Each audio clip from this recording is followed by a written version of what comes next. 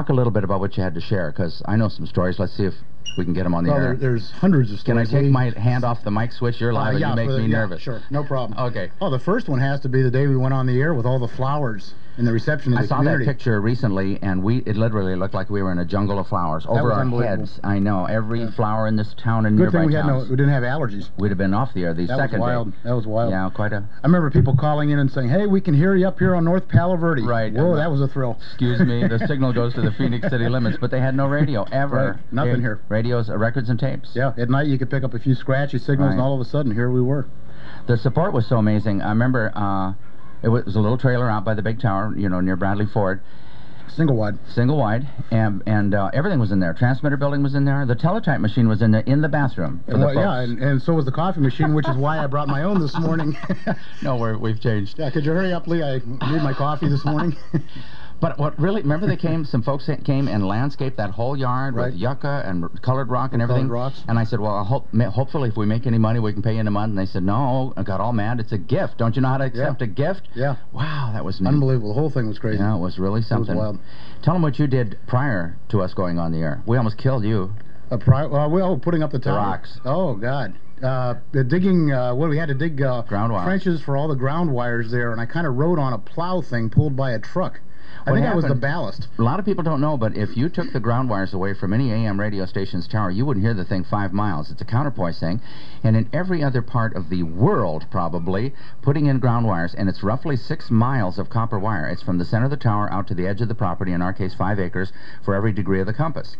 So you can skip a couple degrees, but it's still a lot of wire, and none of their cute little machines, the ditch witch and everything that works everywhere else would work.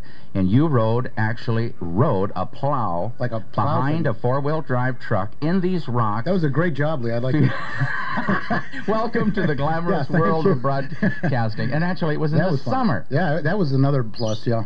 It was in the summer. Good thing you were a young man and a healthy one. I remember coming in one morning, and we weren't on the air yet, and you were just freaked out. You had been playing with some equipment the night before. Right.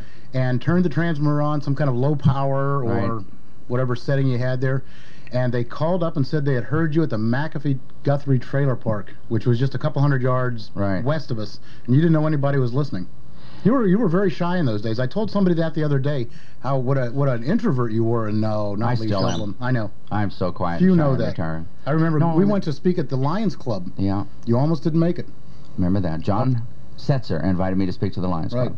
In fact, the first Rotary Club meetings, too. Where was that? Remember where that was? Sure, Wings Motor Hotel. In the second floor. Second floor. The big red room. The red room. That was the place in town. Yeah, it was indeed. Remember the tail dragger, I think he was called? Oh, yeah. The guy went around and fined everybody for talking out of turn and stuff? Oh, yes. I remember that clearly. Who was it? Big guy. Big guy. Yeah, wore a big old western hat and grew date palms. Used to love to show people how his date palms mate. It was a small town. There wasn't much to do. John Stein. Stein, of course. Yeah. We watched the trucks unload at night. We had a lot of activities that were fun in those days. Oh, it was great. We're talking now 1970 for the newer people. We're talking 1970. And Jim, you got here when? 69. 69. And we wrote our first letters and filed our first paperwork for the license in 67. But clearly, until we got that, there wasn't, 1970 we moved here.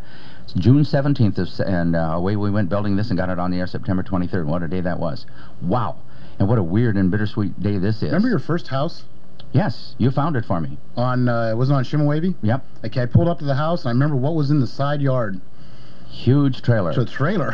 What the heck is this? I had a huge commercial trailer built in an aircraft hangar in Las Vegas for this. That's a great story how you got it down here.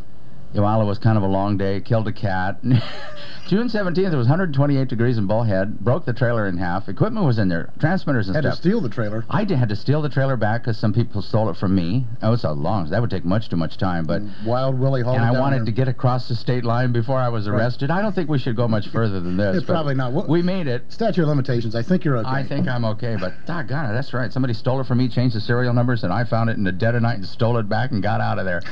What a start. Auspicious start. Yes.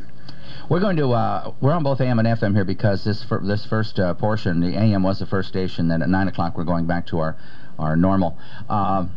In the paper, you haven't had a chance to read this, but it outlines, I think you're in here by name, I'm not sure. Talk about the burro with a tin can on the foot we remember that? Almost killed everybody trying to get that, and we never did.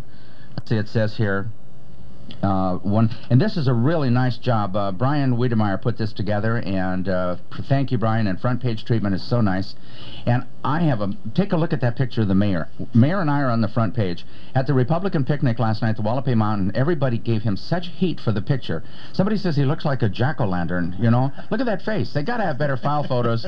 Are you guys mad at the mayor right now for any particular reason? Obviously not backing him in his Senate race, yeah. look at my picture now. Here. I mean, I'm not the most photogenic person in the world, but I got it heads over the doggone mayor. Yeah, much better, much better. Here's what it says, and then we're going to play some music. We'll visit a little bit more. Lyle Matsdorf, oh, here it goes. In 1970, a caller reported a large male burro with his hoof stuck inside a tin can. Within a few hours, listeners mobilized into a large search party. You were involved in that. We got it, yeah. Equipped with several dune buggies and other four-wheelers. Lyle Matsdorf, the first resident of Havasu, he got here in '63 before McCulloch's, took to the skies in his airplane to help out. The town veterinarian grabbed his tranquilizer gun to assist with the search. Wild burros were everywhere back then. This one was walking down the street limping and it needed help. By the time the search party finally called it quits, Shoblom said 2 vehicles wrecked, a horseback rider suffered broken ribs. Was that you? No. Okay. And Matsdorf's plane almost flew into a small hill. They almost killed each other out there. Okay, pick it up from there. That was the first day. Yeah.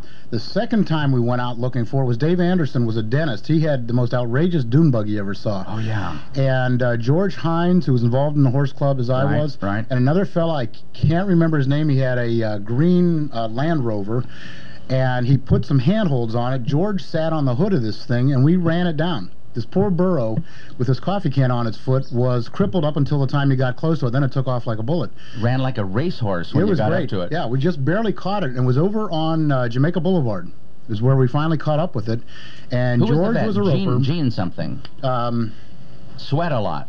No, that wasn't. What's in your coffee? Kalis. No. Okay, we'll get it. And we finally caught up with him. George Hines was riding on the roof of this Land Rover, threw a rope. He was a roper. He threw a rope around the neck of this thing, and the guy driving it hit the brakes. In four-wheel drive, the poor burro got laid out, knocked him out, cold. We thought for sure we broke his neck and killed him, but he was still alive. That can, though. They got the can off. They shoot him. They did all this sort of stuff. Gave him shots, and we left. We thought we were a bunch of heroes. A day or two later, the sheriff's department. I just lost his name. Milam? No, he was the judge. Dave Rathbone. Oh, Rathbone. I went down to the sheriff's office. I used to go down to the sheriff's office every morning and get news reports. Right. And I walked in the door, and Dave says, "I may have to arrest you."